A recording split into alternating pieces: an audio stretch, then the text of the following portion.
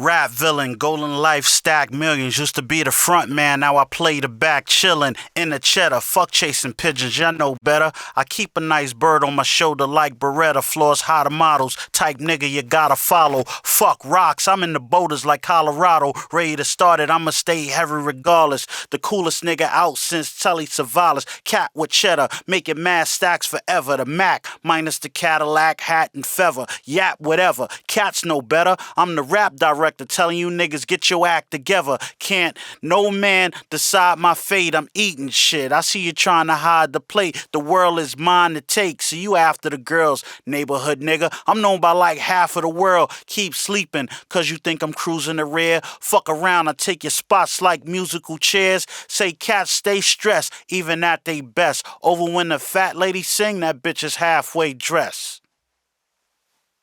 Who or what song first inspired you? When did you know you wanted to do music?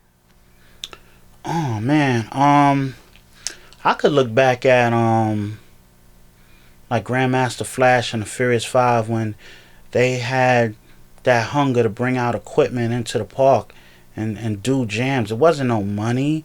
This was just basically for the love. It was for notoriety at that level. Before this became the multi-billion-dollar business that it is, it was people that had actual love for it.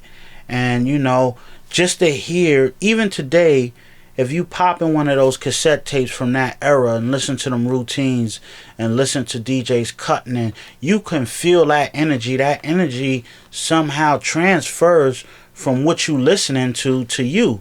Like if I was listening to a Cold Crush routine and they saying some dope rhymes and the crowd is going crazy, that energy is hitting me like, oh shit, they was killing it. You know, you can't purchase that. That's something that your skills gotta earn you. I mean, watching artists like Busy B, I mean, I picked up a lot of things and people might go, well, who's Busy B? Busy B is like one of the world's greatest entertainers besides Dougie Fresh. If you put a microphone in his hand and you cut break beats, he'll just rock. You know, he's not the super lyrical dude. He's an entertainer. He's like what you look at Dougie Fresh is. He just don't beatbox. He got routines. He's what you call a true MC. A true MC don't need a hit record. True MC just need that hunger and that capability to control a crowd, and that's what an MC is. You know, most of these dudes are rappers. They're not MCs. It's a difference. Rappers, you know, they're in the world of, you know, show business or the hip-hop, the business of hip-hop. MCs are the dudes that will bust a rapper ass in 2 minutes with no hit record, with none of that. Straight demolished dudes, you know? Straight like, KRS-One is an MC. You know? When you look at Meth and Red, they're MCs. Because if you let them do their show, or you let KRS-One, if you the headliner dude, you got your little hot record and you go, I'm the shit. And you go, you know, well, we want you to headline. If, you know, KRS-One, Redman and them, if they on the bill, you know, humble yourself. So you know what, I might want to let them go. Because, you know, too many people get hooked on that. I'm the dude and I can control stuff. And these dudes will come to your town, wreck your shit. And about time they finish, the crowd won't know what to do. You won't know what to do. You'll just feel like they just came, brought the energy, and took it with them when they walked out the room. Like, the crowd will be there looking at you like, we want to see what you're going to do after them. You the headliner, so we expecting that. And if you can't hold that torch within the first 5-6 minutes, that crowd will eventually walk out on you. I've seen it plenty of times. You came up battling as well. How do you feel about today's battle culture compared to how it used to be?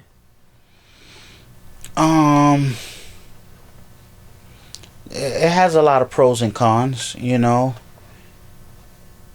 In our realm, it wasn't as business associated as it now is. You know, it's like business formatted, you know.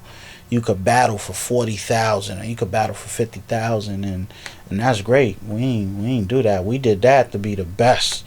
You know, it wasn't no money involved unless niggas was side betting and shit, you know. So it would be different. Who knows? It might not be a Lord Finesse the producer or a DJ or whatever as you know it if that took place in my era, because I'd be going hard, like, you know. You know, man, you know how many battles I'd have probably had and how caked out I'd have been right now. You know, because I could just think of all the rhymes I wrote, how I would just smack most of these dudes around. So it would have been caked out. Now they ask me that question now, you know, would you battle now? It would have to be a peer. To battle somebody else, it wouldn't be a level competition, because you can go back. I've been in here since '89. You could go back and just Google all types of shit about me. I can't do that with most of these dudes. So that's an unfair advantage. You know, you fighting a new boxer that only fought 4 fights and you done fought 20. He can size your style up and size so many things about you up. 1, 2, 3. Okay, I done wrote all these rhymes. I can't repeat none of these rhymes. You know how much shit I done said since '89, and this new dude got 1,000,000 rhymes nobody ever heard and he knew? It's unfair. It would have to be in the climate where it's even, you know. You know, somebody in my field that's been around just as long as me, that would probably be good. But for me to even focus my mind on that, it got to just be a lot of cake, win or lose, man. Because I don't have no time to prove nothing to nobody. You know, why would I even put my legacy on the line? For what? That's when your ego's talking, you know. You still got it, son. You can still bust these niggas. And you probably can. But I'm just too laid back for that shit right now. I'm not hungry. This ain't like '89 when I was starving, you know. Come on, niggas is taking me to all parts of New York to battle niggas. Like, yo, bring Lord Finesse around here. They pull up in the car, there you go, cypher form, and you went at it. Wasn't no, hey, it's 3 rounds, it's this. Nah, you battle. When you look at that Percy P, a lot of people think the SBX remix is the actual battle with me and Percy. I used to coach the team, see I'm better on the mic, find an ace up my sleeve, never on the dice. For some crazy reason, the battle with me and Percy was done fucking maybe a day or 2 before I went to the fucking New Music Seminar. We talking about fucking '89. Now Finesse, I'm smooth, sensational, educational, here to awaken you on top of you, rocking you, here to get popular. You ask me, picture that with binoculars. That fucking footage of SBX is like recent and shit, you know. So if you want to see that battle's like the old battle, and we went like 4 or 5 rounds. It wasn't no clock on it, wasn't no nothing. You rhymed till you felt like you got whatever you wanted off your chest and shit, you know. So it was different. But I respect a lot of these new battle dudes, you know. So I'm not just like totally abolishing that I don't respect these dudes. I respect the Loaded Luxes and the fucking Murder Mooks and the Charlie Clips and the Mav Hoffers and the Goods and the, you know, A-Verbs and because they made a business out of what's going down. You know, you see some of them dudes on Nick Cannon's show wilding out. You know, they transitioning it to another level. So I definitely respect these dudes and always show these dudes love because I come from the same upbringing as them. Is it true you coach basketball too? Oh wow, so you've been doing your homework. Yeah, basketball and underground hip hop runs hand in hand. You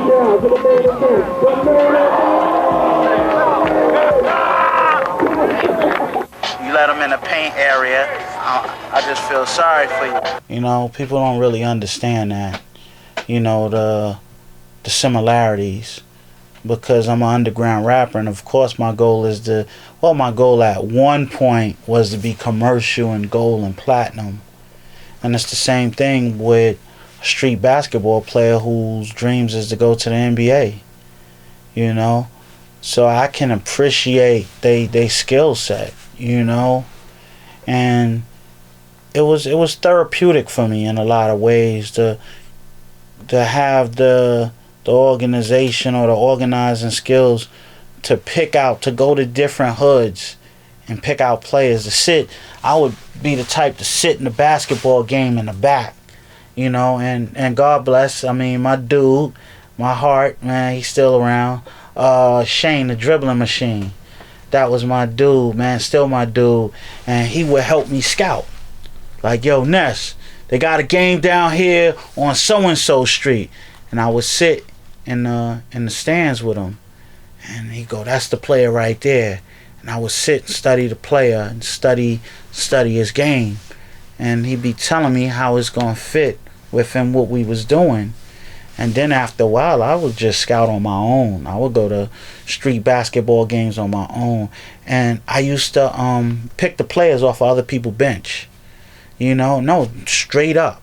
Because I was into a player that was going to play organized ball with a certain street set, a certain basketball set. And picking, it was a psychological thing too, when you pick somebody off of somebody's bench.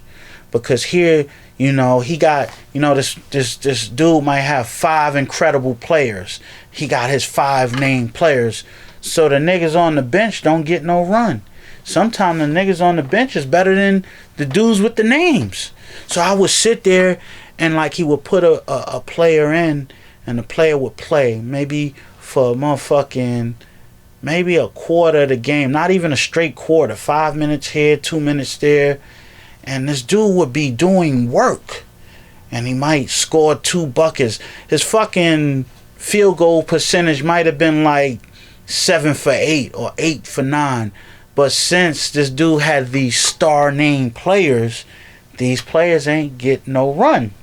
So after the game, you know, I will pull a player to the side and go, yo, if you want to play on the team where you're going to have that fluorescent green light, you need to fuck with me.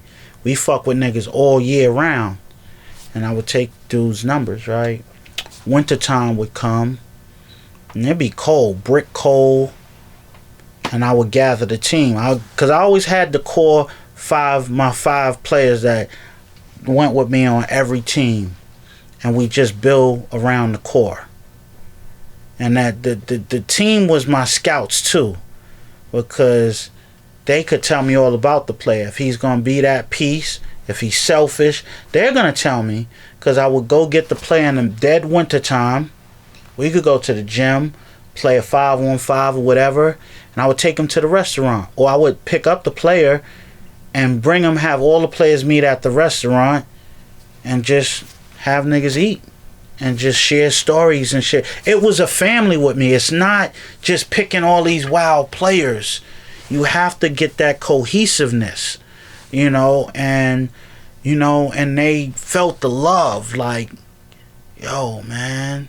And the players go, he don't just fuck with us in the summer. He fucks with us all year round. This Perk's fucking with Finesse. We go to shows. We hang out. We drink. And most coaches just fuck with these niggas in the summertime. Summer's over. All right, see you next summer. You know? So they was like, dag, it's real with Finesse, you know? This is like a brother. I mean, I can call so many players now, and we have family ties in a way because it was more than basketball. Most of the And1 players from Main Event to Future, Irv, I'll be right back. I had Irv at a young age. Shane, the dribbling machine. Octane. Who else? I know all, like the animals of the league. See, they don't play it the same way as they used to play. Too flashy now. They don't really, like, you know. But nah, I had some great players. My man Charles Jones. You know, the dudes that I had were great players, man. Like straight blue collared, and you know, I used to love playing at 55th against my record against niggas with NBA players is not that bad. I think I'm like, shit, man, I gotta be like 10-2 or something. I ain't really lose much against NBA players, cause you dealing with a team that's so hungry that you in the NBA and I ain't make it. Oh, okay. Watch when jump balls start, what I'ma do to you. Because if I can make a name by busting your ass, that's what I'm going to do. You know, so when you have that, basketball, with my team rather, 70% heart, about 20% skill, and 10% of all that instinctual shit you do that you can't really teach. What I used to tell my team, man, if you did the best you can and we lose, fuck it. Because I know you did the best you can. You put your best foot forward. But if you look at that game and look at it like it's some shit you could have did or you should have did, then I'm going to be mad. Man, I done cursed a lot of players out in the back of the fucking parking lot. Because, you know, 55th, they got the parking lot. So I would, you know, after the games, a lot of times I sat there and cursed at these niggas for like a half an hour. Because I was so heated. You know, and after that was over, you know, get like 3-4 buckets of wings, get 2 bottles of Henny. Let's just drink and just chill out. But those are the times that brought that cohesiveness. Because you can't, to have somebody, you know, that passionate about that. And I'm a rapper. I ain't have to coach. They know. I'm still on the road getting money. But to take that time out and the coach, you know, that's why some of these dudes are still my best friends, because they understand. I had this player name, last player I had was, his name was Dave Kane. Try to keep the tempo at not a slow pace, but at a fair pace. We don't want to really get into a running gun game with them. Played for St. John's, called him the director. Loved him by the way he run the team.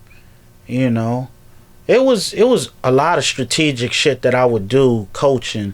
Like if he was the best point guard, I would have my point guard scoring him 5-6 times, because his ego is going to go crazy. I got to get him back. And every time he would get the rock, I would send a double at him and keep stripping him. Won't let him get his shit off. He'll take his whole fucking team out the game before they win, because he feels he got to get his. You know, it's a lot of psychological shit I would do because it's ego. I tell a player, look, man, you score 40 on them other niggas, you ain't scoring 40 on us. Watch. Nigga, you ain't scoring shit on us. Now his goal is to get 40 any which way he can. He's not going to play defense. He just wants to shoot. These niggas going to get tired of rebounding and playing defense to watch this nigga jack up shots. And he would come to me and go, yo, I ain't got he might have got his 40. I got my 40. Yeah, but you lost. So, you know, I could live with that. That was a psychological plan. You know, so it was all types of psychological shit I could do. But I ain't never have to get them up to play against a pro. You know, what my man BJ did to Tim Thomas one summer was crazy. He gave Tim Thomas like 32 and 15. Tim Thomas ain't know what to do, ain't know how to guard him. He was dunking, he was doing all types of shit. Had another name by the name of Larry Jones. You know, call him AKA bread and butter. He get the ball in the paint, ain't no one nigga stopping him, period. He had multiple 50-point games in 55th. But Dave Kane, the director, they love to play with him because he knows the game. He knows how, like him and Shane with school players. Well, this guard can't go right. This player can't do this. He would point out the weaknesses in the players. And it was, everybody had a role. Got a dude that's a rebounder, scorer. I had my man Essay. I don't know how he get all these offensive rebounds, but they know that's what he get. He go get the rebound, bring it out, set back up. Boom. He don't have to score, but if he got it, he'll take it back up. But he knows I got it. Boom, I'm going to give it to the guard. We're going to set back up. And then I had a coach by the name of Bingo, who was one of my assistant coaches. I mean, he's the godfather of street ball. He done won everything, you know. But he taught me how to run moving offenses and different things that I ain't know. You know, so I really got into coaching, where I would bring the team into the gym in the wintertime and learn these plays specifically. We start off the game with the system. Y'all do what y'all want. Time get tight, put the system back in play. When the system come back in play, the other team don't know what to do, because they don't know how to stop the system. It was a moving offense where I can't even explain it right now, but it was moving offense. But Dave Kane, let's go back to him. What I appreciated about him, and I had to call him one day, like they was like, yo, I got Dave Kane. And I was, oh my gosh, you got Dave Kane. And I ain't know every week he would drive from Syracuse to the game. I ain't know that. He would drive from Syracuse, play the game. Sometimes he stay overnight and drive back. And I never knew that. And they said, yeah, he drive from Syracuse. So I was like, oh, word. I never knew that until one day I was going to Ithaca, New York. And I was personally driving. And I knew how long it took me to get there. I called this motherfucker on the way back like, man, I love you, man. I ain't know you do this shit every week, man. Yo, man, I can't even begin to tell you how much I appreciate what you do for me, man. And that's one of my best friends. Like, I got most of my best friends are athletes and fucking entertainers, and I got regular friends that I grew up with, but yeah, one walk of life or another, I ran into these dudes. Shit, I remember hanging out with Chris Webber before he made the NBA draft. Him and AG used to hang out tight. Yeah, man. To this day, man, I see Chris Webber. I remember when the Knicks was trying to get him. I'm like, look, man, if you go to the Knicks, nigga, I'm a buy a season pass for that shit. Just remember him looking at me and said, if I go play for the Knicks, you won't have to buy a season pass. I was like, oh shit, that's some fly shit right there, So, I was just blessed to make it in this walk of life, doing different things and meeting different people, and my appreciation level is just when you look at and reflect back, it just humbles you so much. Where, now I just like to stay home a lot. I'm so humble that I don't even like to be outside because certain energies and certain vibes rub me the wrong way. And I'm humble, and I don't feel I should have to change who I am to fit into a crowd. So I always want good energy around me. And I mean, if a nigga call me but he like, yeah, man, what up, Ness? Yeah, what up? Let me tell you what this bitch ass nigga did. This nigga. Look, dude, I'll have to call you back later, cause I don't really want to hear that. I want, if you need advice or a solution, I'll give you that. We could talk, and I could tell you how I would handle it. I'm not saying it might work for you, but I tell you. But yeah, man, at this age in life, man, you just need that positive energy, man. You don't need that bullshit around you, man. I don't even feel right when I'm in clubs now. I look around at all this motherfucking, and Halloween just passed, but that masquerade shit is every night in New York, man. Motherfuckers with costumes acting other than what they really are, and it's just like, be yourself, man. If you can't be yourself, like, you fucking lost, man. I mean, if you want to see that fake shit, you see it all over. You see it on Twitter, see it on Instagram, you see it on, man, in every form and shit, man. Like, people with all the money there taking pictures. Like, really, that ain't gonna get you no pussy. Just know who you are in life, man. That's the key. Knowing who you are, straight up, man. To know the world, you have to definitely know yourself. You ain't gonna know shit until you know yourself. And a lot of people don't know themselves. Like, you're just who you are, man. I always tell people, if you don't know who you are and don't have an opinion of life, like, a lot of people just agree with everything. Yeah. Oh, yeah. Oh, I like this. Personally, I don't like that, and everybody like it. So yeah, it grew on me. Come on, nigga. If you don't like it, you don't like it. If you don't have no opinion, what's the use of your existence on the planet if you're gonna just do what everybody else say? So I always tell cats to just straight be themselves, man, and it'll never fail. unless you just feel you that fucked up of an individual that you don't want to be yourself. But yeah, man, be yourself.